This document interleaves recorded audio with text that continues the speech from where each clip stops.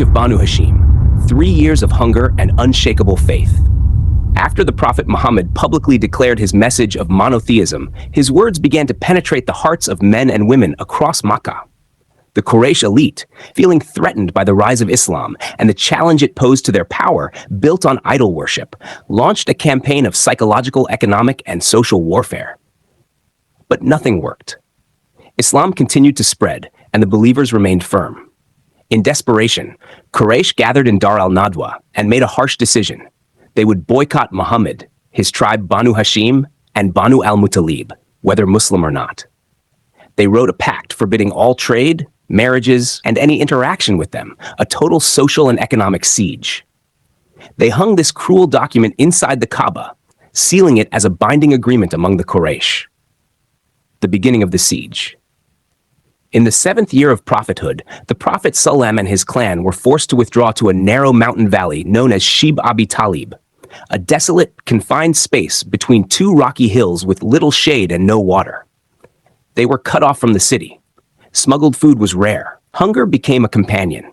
Children cried from starvation. The weak fainted from thirst. The believers ate leaves, dried leather, and anything they could find to stay alive. 3 years of hardship. The siege lasted for 3 long years. Years filled with suffering, hunger, and isolation. At the heart of it all stood the Prophet, supported by his loyal uncle Abu Talib, who protected him despite not embracing Islam. By his side was Khadijah bint Khuwaylid, the noble wife, the first believer, and the pillar of his home. But after the boycott finally ended, 2 devastating blows struck the Prophet Salman. The death of Khadijah, his beloved wife and source of comfort. The death of Abu Talib, his shield from Quraysh's aggression. It was a year of profound grief, known in Islamic history as the Year of Sorrow, the end of the siege. Yet Allah never abandons his faithful. A few soft-hearted men from Quraysh, including Hisham ibn Amr, Mutim ibn Adi, and Zuhair ibn Abi Umayyah, saw the cruelty of the pact and took action. They marched to the Kaaba and in front of the Quraysh leaders demanded that the unjust document be torn down. When they opened the Kaaba to remove the parchment, they found a divine sign. A tiny insect, the termite, had eaten away the entire document, leaving only the name of Allah untouched. The Prophet ﷺ had already foretold this. He said, open quote, "My Lord has told me that the earthworm has eaten everything in the document except the name of Allah." Close quote.